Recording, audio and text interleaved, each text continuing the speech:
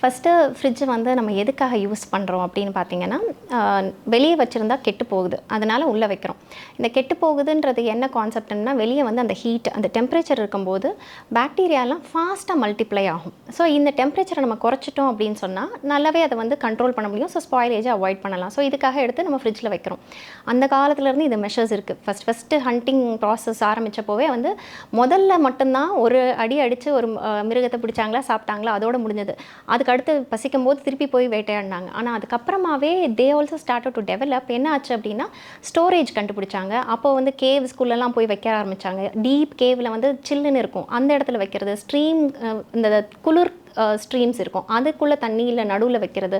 இப்படி பதப்படுத்துகிற மெத்தட்ஸும் அதிகமாக, அதாவது பிக்கிள்ஸ், ஊறுகாவை வந்து பதப்படுத்தி சாப்பிட்றதோ இல்லை ட்ரை ஃபிஷ்ஷு, இந்த மாதிரி நிறைய விஷயங்களை, வினிகர், அவங்கவுங்க ஊரில் என்ன கிடைக்கிதோ அதுக்கேற்ற மாதிரி லெமன் ஜூஸோ இதிலெல்லாம் போட்டு பதப்படுத்துகிற ஒரு முறை வந்தது. மெதுவாக வந்து நம்ம இன்வென்ஷன் மூலமாக இது அழகான ஒரு விஷயம் கிடச்சிது. ஆனால் இதில் என்ன உள்ளே வைக்கிறோம், எவ்வளோ நாள் வைக்கிறோன்றது ரொம்ப ரொம்ப முக்கியம். நீங்கள் ஃபஸ்ட்டுக்கு சொன்ன ஒரு வார்த்தை மாவு, இந்த தோசை மாவு, ஓ மை காட், வர பேஷண்ட்ஸ் எல்லாம் எப்படி சொல்லுவாங்கன்னா, நாங்கள் அரைப்போம் வச்சுருவோம், ஒரு 2 வாரத்துக்கு கூட ஃப்ரிட்ஜில் வச்சு சாப்பிட்றோம் அப்படின்னு. 2 வாரம் அப்படின்றது வந்து it's a very long time. மாவு அப்படின்றது எப்பொழுதுமே எடுத்து வச்சோமா, அரைச்ச உடனே அதை அன்றைக்கி நைட்டு வந்து வைக்கணும். அப்போ தான் அது புளிச்சு கரெக்டான ஸ்டேஜுக்கு இருக்கும். அடுத்த நாள் காலையில் இட்லி போடுவாங்க. தோசை கூட ஃபஸ்ட் டே போட மாட்டாங்க, இட்லி ரொம்ப நல்லா வரும்னு போடுவாங்க. அதுக்கு அடுத்த நைட்டு வந்து தோசை, அதுக்கு மிச்சம் இருந்தால், தேவை இருந்தால் மட்டும் அதுக்கு அடுத்த நாள் கூட யூஸ் பண்ணலாம்.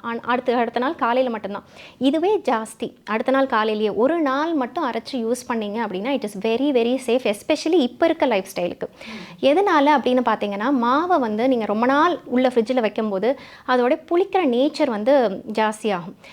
எப்பொழுதுமே நம்ம பழையதை வந்து ஃப்ரிட்ஜில் வைக்கிற பழக்கம் இருக்குது நம்ம எல்லாருக்குமே. அந்த பழையதை ஃப்ரிட்ஜில் வைக்கிறது 3 to 4 நாளைக்கு மேலே வைக்கவே கூடாது. இதுக்கு மேலே வைக்கும்போது என்ன ஆகும் அப்படின்னு பார்த்தீங்கன்னா, அதில் வந்து பாக்டீரியல் க்ரோத் திருப்பி வர ஆரம்பிச்சிடும். ஆனால் நம்மளுக்கு கண்ணுக்கு தெரியாது. ஸோ நீங்கள் வெளியே எடுக்கும்போது கலர் பார்க்குறதுக்கு ஒரே மாதிரி இருக்கும், அந்த டேஸ்ட் கூட கிட்டத்தட்ட ஒரு மாதிரி தான் இருக்கும், டெக்ஸ்சர் எதுவுமே பெருசாக மாறி இருக்காது. ஆனால் அதோட நியூட்ரிட்டிவ் குவாலிட்டி மாறி இருக்கும், அதில் பாக்டீரியல் ஆக்ஷனும் ஜாஸ்தியாக இருக்கும். ஸோ நம்ம என்ன எடுத்த உடனே எப்படி உள்ள ஃப்ரிட்ஜில் வைக்கும் போதே எப்படி வைப்போம் அப்படின்னா, பாதி சூடு இருக்கும்போதே நிறைய பேர் டைம் ஆகிடுச்சு நைட்டு தூங்கணுன்றதுக்காகலாம் அப்படியே உள்ளே வைப்பாங்க. அப்படியெல்லாம் வைக்கக்கூடாது.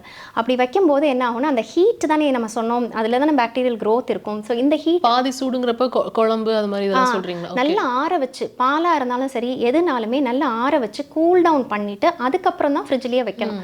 இதுதான் ஃபஸ்ட்டு ஸ்டெப் நம்ம ஃப்ரிட்ஜில் வைக்கிறதுக்கு பார்க்க வேண்டியது.